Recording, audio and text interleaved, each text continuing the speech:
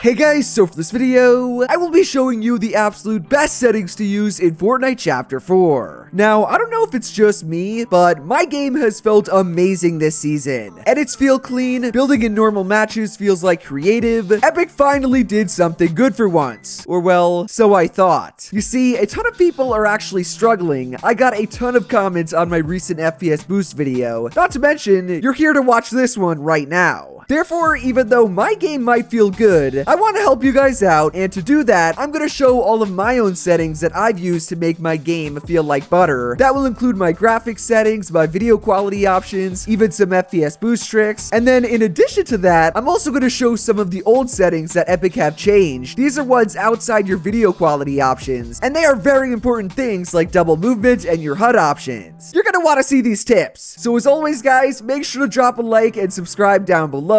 Please, your boy fell off. Give me some support. But with all of that being said, let's go check out these new Chapter 4 settings, shall we?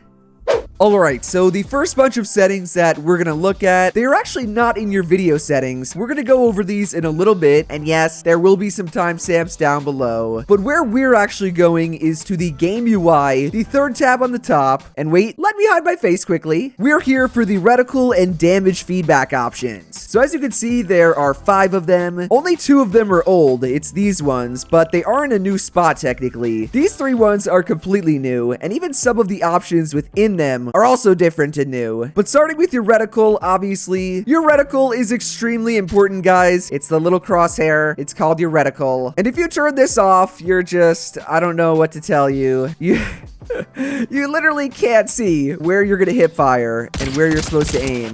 Oh, I guess you kinda can. So yeah, reticle, have on. Reticle ammo indicator, this is not technically new, but I actually do recommend also turning this on. All the ammo indicator does is it pops up next to your weapon. You can see right there. It shows how much ammo you have if you shoot and then reload. It also shows if you're reloaded. For the ARs, it actually shows like the time. Yep, look at that. Fully reload. It's actually a very cool and pretty useful setting. I have recently turned it on, and I know a lot of pros use it. All the pros say that it's mainly what they look at, which I don't, and I have to get into the habit of it because it's way faster than looking down at the bottom right at how much ammo you have. And something kind of cool is that by default, the twin mag weapon, the new one, actually has it on. So even if I turn it off, which I'll do, even with this bad boy turned off, if I switch to the twin mag, you can see it shows the second mag. It doesn't show the first one, or is that the second? Oh no, it shows the first, not the second. But if you go and turn the setting on, then all of a sudden, you see the second one, and it's above the first. Or wait, actually, it is the first one. So it's the top one when you have it on. That makes sense. When you turn it off, you don't see the top one. When you have it on, you do, and you see both. Wow.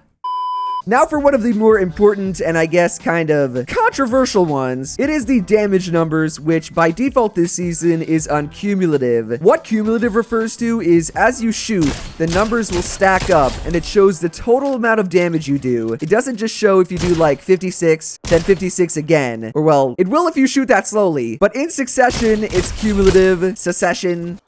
Look at that, you see? It shows the cumulative damage, except if it's 2 separate shots that are spaced out. For some reason, there are people that don't like this, and I guess if you want to go back to the old one, you can go and you can hit list. I do not recommend this because there's really no point. Like, the only reason list is in the game is, I guess, because people are stubborn, and Epic wanted to give you the option to go back. They did actually change it, like, the numbers go straight up now instead of over to the right and to the side. But, like, why would you ever want this?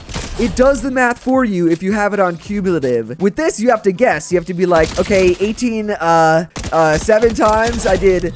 I was a math major in college, and I can't even do that math. So that's why I have this on cumulative. It will literally tell you the total damage for you. Get used to it. Don't be a whiny baby who still use list. Use cumulative because it is the meta, boys. I promise. Second to last reticle setting is the reticle damage feedback. This by default is on hit only. What it looks like is it's the weird sort of like hit marker, but also not, because it's on the outside now of your actual reticle. It's blue if they have shield, and then it's white, and I think sometimes yellow, maybe, unless I'm going crazy. But yeah, it's the hit marker, the new sort of hit marker that's way bigger, and in my opinion, way more annoying. Let me know what you guys think of it down below, but like, I feel like it's very distracting, especially how big it is and the colors. There's even a more distracting one, which is if you go to the left, and I know my face is not hidden, but we're going quick. It's the hit and icon setting.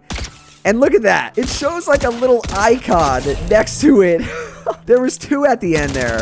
Oh my. Yeah. Definitely not needed. For right now, I've seen a ton of pros on hit only, and I think it will be kind of meta. Not 100% sure, but I think what I'm going to use, at least for the beginning of the season, is reticle damage feedback off. What this looks like is there's no hit markers at all, and it's kind of like, you know, it's not as good as it used to be, and that's the reason why I think people might use the middle option. The way you used to shoot people is there would be like a little tiny sort of hit marker that was really small, but you can see it is different now. You don't get this sort of animation, and the only other animation is what I just showed. Reticle damage feedback hit only. It's the new, way bigger one. So, I mean, both of them are fine. Definitely don't use the icons, but I don't know. I wish Epic didn't have to change random things that no one really wanted to be changed. But hey, that's just the way life goes sometimes. And I guess let me know which one you choose down below. But wait, ladies and gentlemen, we have one more target type indicator. This is also on by default, and again, it's sort of preference. All it does, which I can't show on the actual dummy, is it's sort of like the PS5 settings or console if you've ever played on it. You get this red little target thing on your crosshair when you go over an opponent. That's when you have it on. And then obviously when you have it off, you get what I have right now, which is just, you know, nothing. There's no red. There's just default. In my own opinion, I don't really see a need to have it on. I think pros have it on, but they also maybe just are not sure which is best. I don't think it's that important, so I'm personally turning it off. Look, absolutely no changes. So overall, those are all 5 of the new reticle and damage feedback options. These are what mine are gonna look like, and I think what most pros are. Or, what the? Why is that so loud? The only one that might change is this one over here, from hit only to off. But yeah, those are all the important new settings, and now we can get into the other good stuff.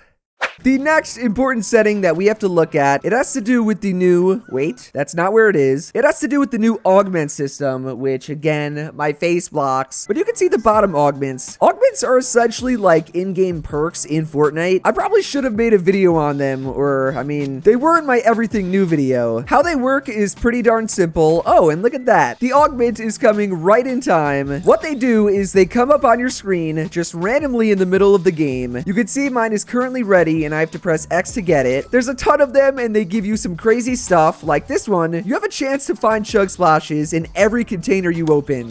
That is just absolutely insanely busted, and I'm gonna get that one. But what the setting is, and why I'm showing it to you guys, or I guess explaining it, is that in order to actually change the keybind, it's in a really weird spot, and it's also like impossible to change on controller. But I have a fix for it. Don't worry, all you controller guys. If you go into your settings, and then you go all the way to the right to your keyboard controls, your keybinds, you have to scroll like all the way down, but it's in a section. Bro, what is that sound? Stop ruining my video! You have to pretty much go to the bottom. It's under all the vehicle stuff. It's under something called Augments Input. Open Augment Select. There's only one setting for it, and this is how you can change it. This does not have to be like an optimal keybind, so just use anything on your keyboard that you have open and that's easy to reach. For you controller guys though, oh, I'm getting a new augment. Come on, give me something good. Oh, this one gives me like unlimited ammo.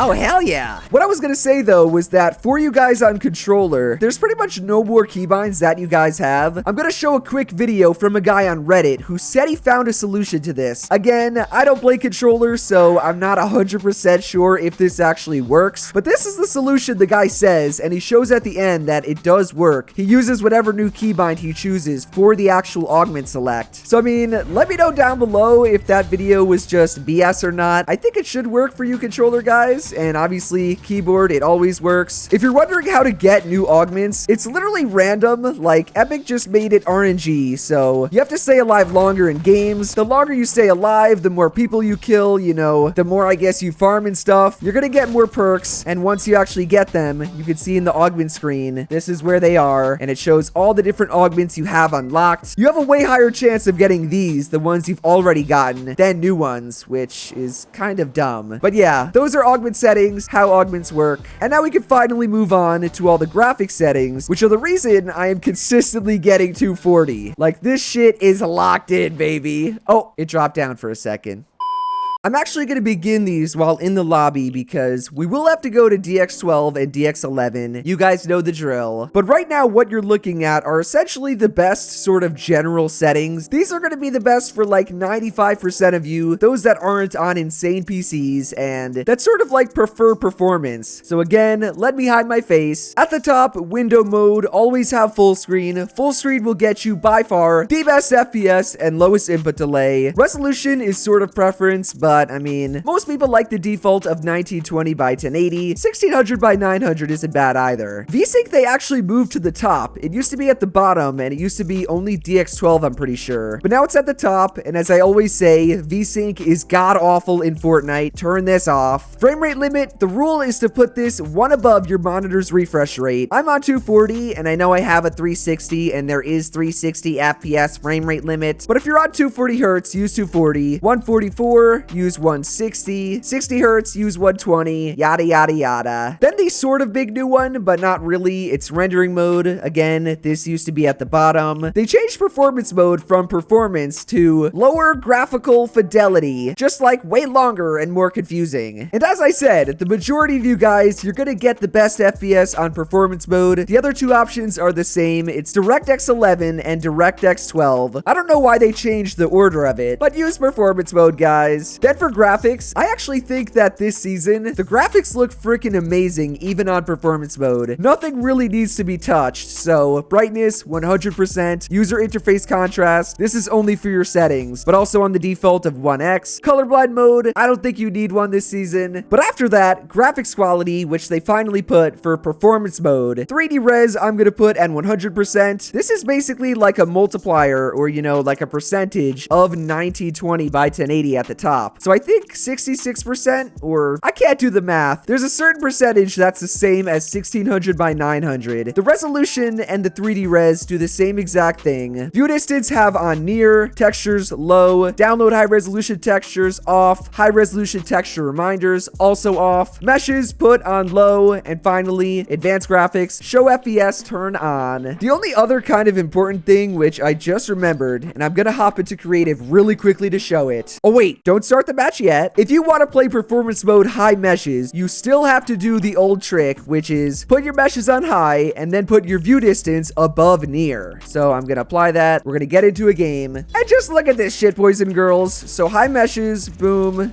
Oh, I can't edit apparently. Everything looks good, right? Well, if you just happened to turn view distance to near and you're still on high meshes, it's locked in game. Bruh, just look at this. Are you serious right now? It goes back to low meshes. Don't really know why. I guess it could be, which is also another good tip. If you're on DX12 and you go and put your view distance to near, you should get low meshes on DX12. It's kind of weird and like, why be on mobile builds if you're gonna be on DX12? But some people prefer it. Oh my god. And that's also something worth mentioning. There's no option currently there's no option to remove these absolutely insane animations when your builds break. I don't know why Epic did that. Like, if you're on performance mode, those should be off. They should kind of only be on for DX12. But yeah, they're in the game. All we have left to do now is we have to go at the top to rendering mode. My head blocks it. But in order to get the best settings, it's important to go to DX12 first. We're gonna change some settings in there because your DX12 settings, they actually do affect how your game feels and how your game runs, even when you're on performance mode. Don't ask me why that works or how. Oh, I don't even have a weapon.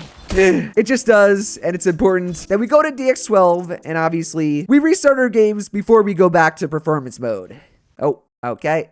So again, ladies and gentlemen, do not get it twisted. The only reason I am on DX12 and I'm telling you guys to is because I want you to change to the best DX12 settings. That way, when you go back to performance mode, which is what I recommend, performance mode is the best rendering mode. When you go back, you will have the best FPS because, as I've said 50 million times, these settings will affect your FPS even when you're not on DX12 and when you go back to performance mode. Anyways, over to the graphics quality options. These are the sort of new ones. We have an auto set quality button. There's a new help me choose quality settings like open website button. Bro, what is this shit? All you need to know is if you're gonna actually use DX12 or if you're just using performance mode. For 95% of you guys, turn the auto quality preset to low, put 3D res at 100%, and then just make sure that all of these are off or at the lowest setting. So you can see all of them are at the lowest. That's what the quality low preset does. And I mean, other than that,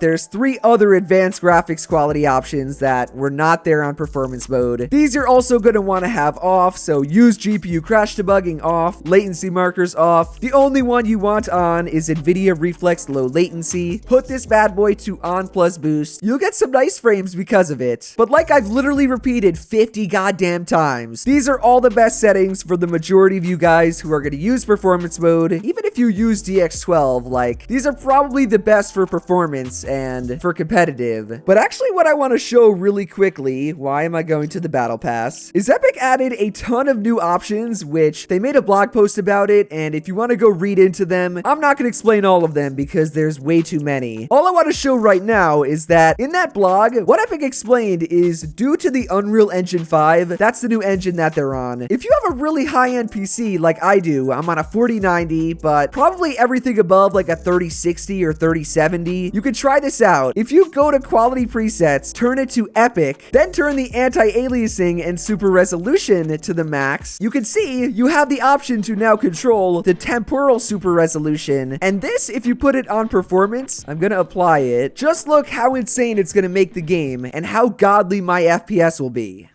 Boys, look at this! Look at my frames! I'm sitting at a constant 240 on literally all max settings. Like, this shit looks like a movie, and my frames are not moving! I'm just cranking this shit. No frame drops at all. Huh? This is insane for all max settings.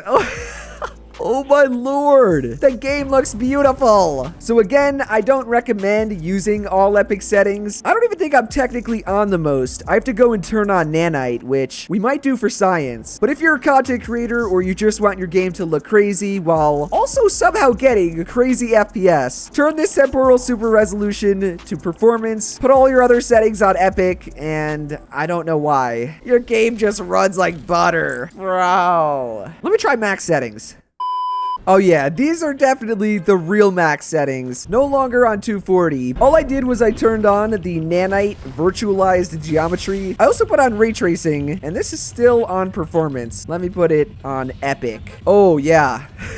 Definitely not stable 240. Still pretty good though for truly max settings. The fact that I'm getting even close to 144 while gliding, that's not terrible. And oh my god, I thought before the game looked crazy. Bruh, my shadows here, this is too realistic. But this looks even better than the other, what I thought were max settings. I guess the geometry should be cool in this or something. The fire, maybe? Oh, it's the illuminations. Look at that. Look at where the shadows are. What the fuck? Get away from me. This is actually crazy. Epic, you have outdone yourselves, even though I'm never going to use max settings. It still looks pretty damn cool. But yeah, guys, that's how I'm going to end off the video. I showed the best settings. I showed max settings, including most of the new ones. Oh, look when you aim in. The illumination off the gun. And then, like, shooting. Oh my god, this is crazy. But I think I showed everything. So like, subscribe, all that good stuff. I love you all. And, oh, I thought I was about to die. That's the end of the video. Later.